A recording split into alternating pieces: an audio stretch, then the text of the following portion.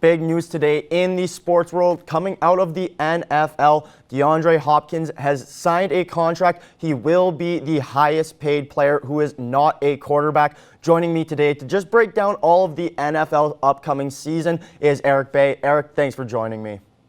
No problem. Definitely some exciting stuff to talk about here today. Yeah, huge news and a huge contract here for Hopkins, as I mentioned. I guess first of all, Eric, was this expected from, in your mind, was this expected and as well for that much money for Hopkins? Yeah, I mean, this was really what he was looking for, and that was basically the reason for his trade out of Houston. Was just the fact that the Texans weren't going to restructure his contract, and the money isn't that surprising as well when you look at how other positions, particularly the quarterback position, has skyrocketed, and you see what Hopkins was making before in that $12 to $13 million range, while guys like Julio Jones were getting $22 million a year. So obviously he was in need of an upgrade. The market has dictated that, so not at all surprising that he did get that, and very well deserved, as he is probably, or definitely anyways, a top 5 receiver in the game. Yeah, $54.5 million over 2 years, $42.75 million guaranteed money. So, I mean, a lot of money for anyone, let alone one of the top players in the league. Eric, the NFL season is starting up on Thursday. The Texans will be playing the Kansas City Chiefs. Why don't we just go through and give some of our divisional winner picks here. Let's start off with the NFC West. This one is a very interesting division, in my opinion. Why don't we start off with your pick?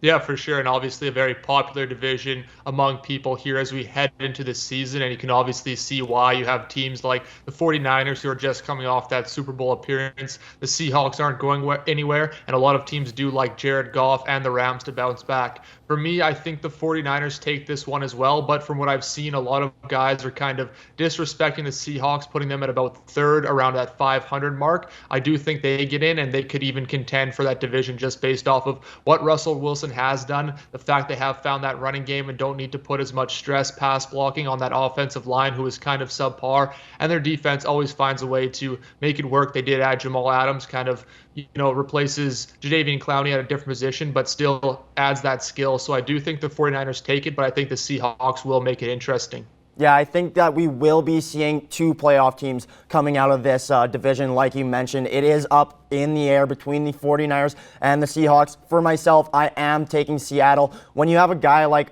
Russell Wilson, behind center taking those snaps, you just don't know. He can control a game single-handedly, and he can win his team 13, 12 games if he needs to. So I have the Seahawks. You have the 49ers. Should be an interesting one. Let's go now to the NFC South. A lot of action happening here, and it seems like it is the old quarterback division.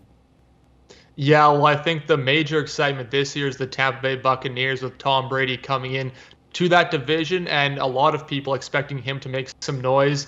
For me, I don't see it happening. Again, Tom Brady is not the same quarterback he was even 5 years ago. His arm strength isn't there. He's not as good. He's been kind of regressing towards the mean. Yes, he does have an upgraded offense with his wide receivers being much better. However, it is going to be tough for him adjusting from one offense he's run his entire career to a new one, even with Bruce Arians. So I think there will be a bit of an adjustment period no matter what. So I don't see them winning the division. I think they might sneak into a wild card. But for me, I think the Saints, again, are still kind of the cream of the crop. You look at their offense, pretty much unstoppable. Drew Brees hasn't really missed a beat. So I think now that the key is that the New Orleans Saints, will make the playoffs. It's just, can they get over that hump and get over their last few heartbreaking playoff losses? And that's an interesting one to hear from you, Eric, as you are an Atlanta Falcons fan. Our final division that we are going to talk about, the AFC West. Obviously, the Kansas City Chiefs are the favorites, not only in their own division, but overall in the league. So I guess, Eric, in this division, who's your second place team?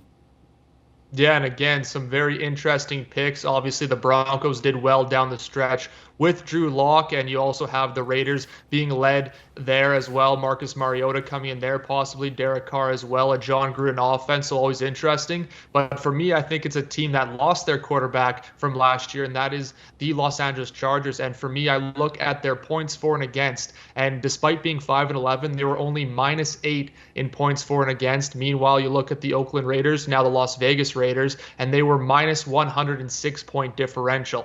So for me, I think that the past 2 years, really, the Chargers have been unlucky in those close games. They've lost a whole bunch of close ones, and their defense looks spectacular. And they have a guy in Tyrod Taylor who's coming in at quarterback and did very well with some subpar teams in Buffalo and Cleveland before this. So I think with a better cast around him, they could make some noise as that second seed and definitely get a wild card spot. Well, Eric, it is always a pleasure getting to chat with you. I think I can speak for the both of us in saying Thursday will be an exciting day. Yeah, for sure. Definitely looking forward to it. Thanks.